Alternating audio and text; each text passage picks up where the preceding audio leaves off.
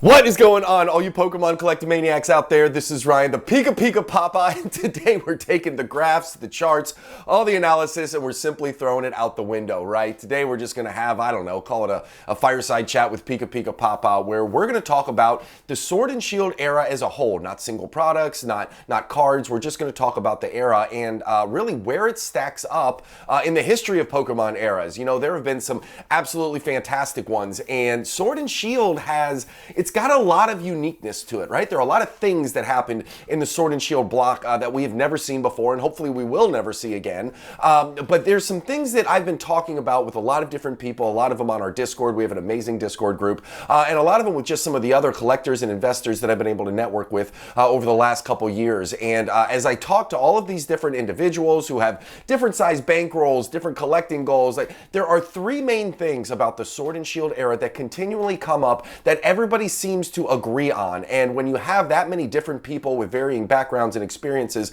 and goals, and yet everybody seems to say the exact same thing, that really makes me feel like, hey, there is a lot there, right? There's a lot of validity to this. And I have been sharing on this channel a lot that I feel like the window of opportunity to invest in Sword and Shield products is rapidly closing. Y'all have been hearing me say that for the last couple months. And, you know, the question for me has been not if I'm going to increase my positions in Sword and Shield, but how big am I going to go, right? Am I going to start selling off all kinds of stuff to rotate that money into the Sword and Shield, or am I just going to allocate my normal amount of money into it?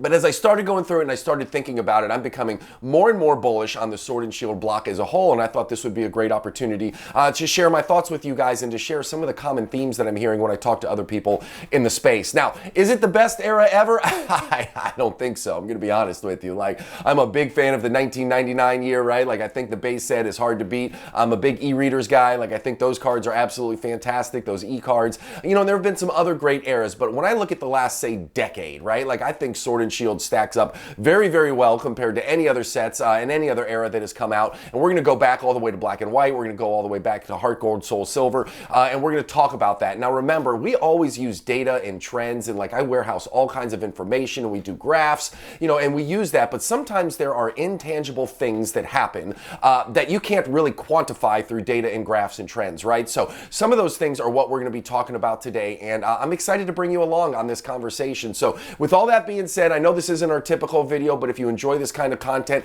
hit that subscribe button. If you have questions or comments, drop them down below. And as always, if you like what you see, give us a big old thumbs up. And the number one thing that I'm starting with, and I think this is the biggest intangible that we're going to talk about, and I'll probably spend more time on this than the other two because this was the one thing that everybody agreed upon, is just Sword and Shield was fundamentally altered by the global pandemic, which we all hope is a once-in-a-lifetime event, right? And what happened was, as you all know, I'm not telling you anything you don't already know, but we know a lot of people were stuck in their homes. You couldn't go to the park. You couldn't go to the beach. Like, a lot of people were working from home, so when their job got done at 5 o'clock, instead of having that commute, they were already there with their family. Weekends weren't the same. There was just a lot more time in the house than people were accustomed to, and that caused a lot of people to figure out, what are we going to do in this house, especially if they had kids.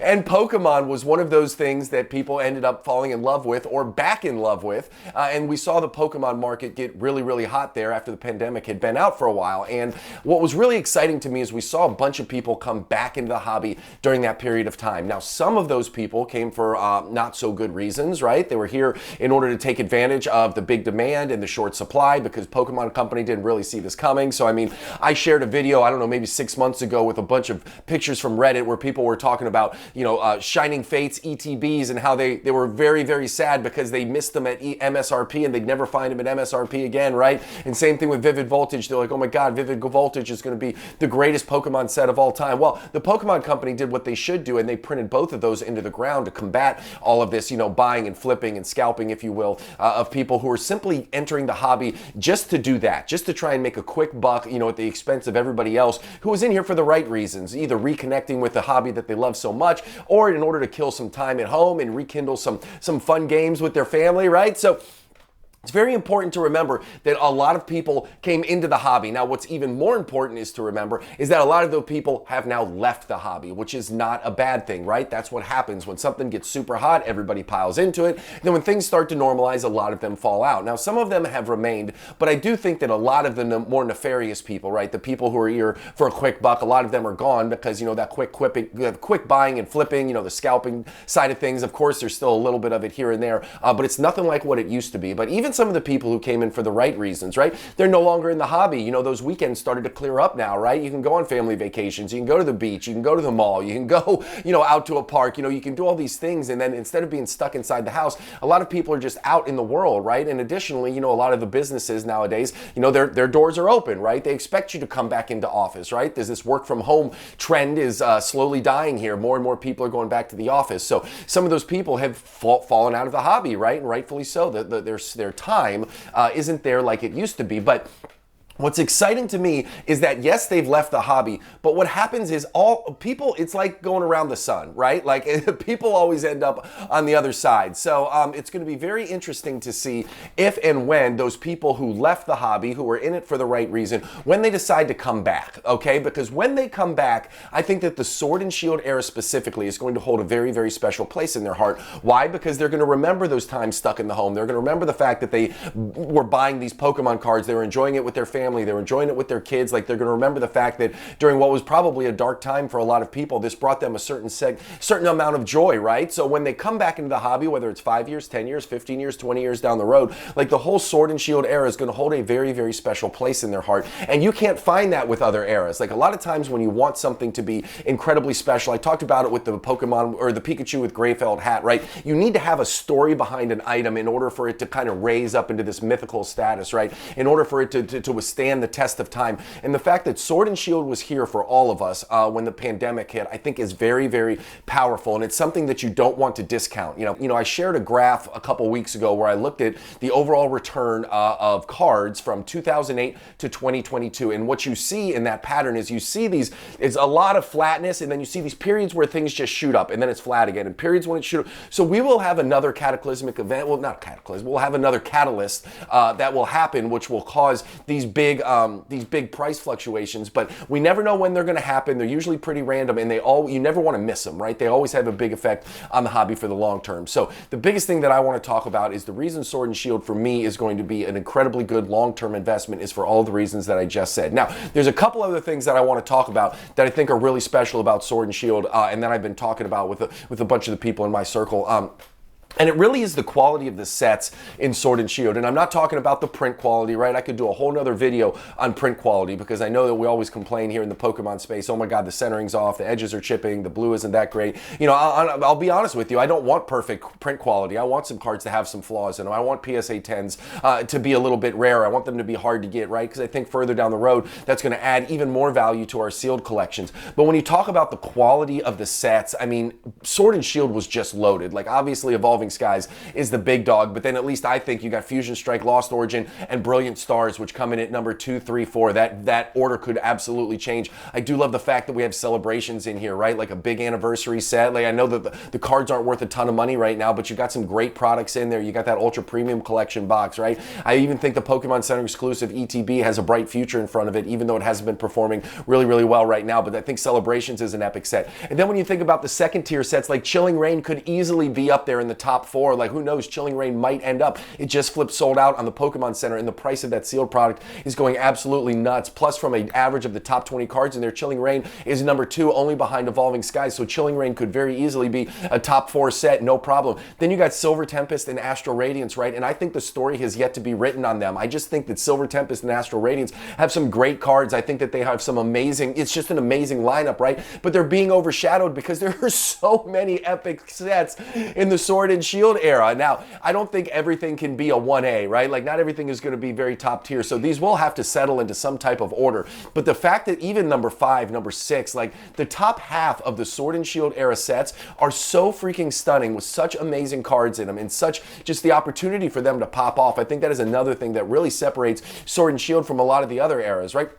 Sun and Moon for me, like Sun and Moon booster boxes are going through the roof. A lot of singles prices are really, really frothy right now. Again, I think a lot of that was driven by that pandemic pump, and I think the prices are starting to come down a little bit, and I think we'll continue to see some pressure in the singles card market there. But when I think about the sets in Sun and Moon, like Team Up is fire. I like Unbroken. I like Unified. I like Cosmic. But outside of that, there's just not even Celestial Storm, which has performed really well. Like when you look at that, that's pretty much a trainer-driven set, and then you've got sets like Lost Thunder and Ultra Prism, right? I mean, Lost Thunder has that Lugia Rainbow, which is the card which is still the number one most valuable card in that set, and we certainly know that Rainbow Secret Rares haven't performed well in the Sun and Moon block as a whole. So it's really interesting to me when you look at the Sun and Moon sets and you take away the prices, right, and you just step back and you look at them. I think the Sword and Shield block, I think the sets in Sword and Shield are far superior to Sun and Moon. And then even in the XY space, right, like XY didn't really have any cataclysmic event that happened, right? Didn't have any big just like one-time driver, right? I think the pandemic really affected Sword and Shield. I think it really affected Sun and Moon, but I think XY flew under the radar. You got Phantom Forces, you got Flashfire, you got Evolutions, you got Generations. I'm a big fan of Generations for a long-term price growth perspective, but XY didn't see a lot of love, like not a lot of the love from that big market boom trickle down into XY. And those sets right there, Flashfire is great, you know, Phantom Forces is great. I love me some Gengars. I love me some, you know, Charizard Evolutions. You know, that's just another throwback nostalgic set. But, you know, XY just doesn't seem to have all of those big sets. You could argue for some of the other ones. But then you get to Black and White, and listen, my favorite series from Black and White is the Plasma, right? Anything Plasma, I think is absolutely fire. I think that's really, really hot. But again, when I look at Black and White from a whole, when I look at all of the different sets that came out in that block, you just don't have the breadth and depth that you have in Sword and Shield. So another reason why I think when I compare the most recent eras to Sword and Shield, I think Sword and Shield absolutely stands out. And then the final one right here, not one that I should be discounted, because one of the things I love most about this amazing Pokemon hobby is that prices can be driven by artwork. We see it all the freaking time. We see cards that start off number 1 and they end up dropping to number 6 because certain cards with certain artwork just absolutely catch fire. As I said, you know, I love the fact that a card's price can be driven by playability, it can be driven by character, it can be driven by artwork, it can be driven by all kinds of things, and that's what I think makes the Pokemon market so incredibly important. But what I love here is Sword and Shield has trainer gallery cards and alt arts, and I think personally those could be one of the best 1-2 punches in any of these eras that I've been talking about here recently. I think the alt arts are absolutely amazing. The pull rate is really, really low. You know, it's hard to get some alt arts. And then when you look at the lineup, the big ones at the top, you got the Giratina, you got the Moonbreon, you got a Rayquaza, right? Like you've got all these big names that are sitting there at the very top of this alt art. And again, alt art, right? The art is absolutely fire and people are absolutely in love with it. Right now it's falling under the radar, but what we've seen happen in the past is sometimes it'll just catch fire. For whatever reason, there will be this snap in the hobby where all of a sudden everybody realizes how awesome and how undervalued a lot of these alt arts are, and they just start to pop up in price. And I've been collecting as many alt arts as I can in the lower price range. If I can get them for $8, $12, $15, $20, you know, I recently did some videos where I shared my top cards under $20 and under $10. You saw a bunch of alt arts on there, and they might not be the biggest name Pokemon in the world, but I do think that alt arts are going to have their day in the sun and they're just going to pop off. So I think the fact that we have trainer galleries and alt arts in there is, again, another really, really strong feather in the cap for Sword and Shield. And Sun and Moon, right? They had tag teams in those secret rainbows, and it was interesting when you look at when the sets came out in Sun and Moon, those secret rainbow cards, those were all the big chase cards, right? When you look at the PSA 10 price going back to a set launch date, you know, those are the ones that really popped off quickly. But over time, guess what? The tag team cards ended up moving up top. I mean, a lot of these, when you look at the top cards from some of these Sun and Moon sets, you see tag team and you see full art trainers at the very top, right? Like a lot of times those secret rainbows, yeah, a lot of them are in the top 10, but they're certainly not in the top 5 in a lot of these sets, which is really, really interesting. Then you get into XY, they had those break cards, they had the mega cards. Some of those mega cards are fire, right? We talked about Flash Fire, those Mega Charizards, right? There's a Mega Rayquaza out there, which is really awesome. But when I think about how that stacks up, when you look at the prices from the XY era, they don't hold a candle to a lot of the Sun and Moon and the Sword and Shield cards. And then I went ahead and threw in Heart Gold, Soul Silver too. You know, you got Legends and Primes in there, and they also have some of the coolest energy cards ever. I love the silhouette of the Pokemon on those energy cards. I think they're absolute awesome cards, and I think they're really, really cool. But still, when you go back and you look, now Primes are pretty cool, so you know, those might be able up there, and Heart Gold, Soul Silver is far enough that maybe it shouldn't be in this conversation. But when I go back and I look at all of these, you know, call them inserts, call them secondary cards, that come from all of these different eras, I think Sword and Shield absolutely absolutely stands alone in the crowd. I think Sword and Shield is above all of them. I think the alt arts are great. I think the trainer gallery is great. As we've seen in Sun and Moon, there can be some full art trainers which can pull everything up, and I think that Sword and Shield has some really, really awesome full art trainers. Not a lot of them are getting the love that the Sun and Moon ones have, but again, remember, it took a long time for Sun and Moon to really catch fire, right? It took this global pandemic in order for some of these Sun and Moon cards to pop off, and I don't think we're going to see another event like that for a long, long time, but I do think that the Sword and Shield cards have the opportunity to gain some ground. And again, like I said, as people who cycled out of the hobby continue to come back in, I think Sword and Shield has a very bright future ahead of it. So the big three things that I love about Sword and Shield, you know, I love the fact that it's got this incredible, indelible memory for so many people. Even though a lot of those people have left the hobby, what we see over time is that when people get a little more, you know, a disposable income as people age, a lot of times their bankrolls grow, right? And then they also have a family. They want to introduce their kids to this hobby that they love so much. It might be their third time getting back in. Maybe they collected as a kid, they came back during the pandemic, they left, and now they're going to come back in their later years. And again, like I said, hopefully have a little more money to spend, and that Sword and Shield block is going to have a whole lot of, you know, nostalgia for them, and they're really going to love it.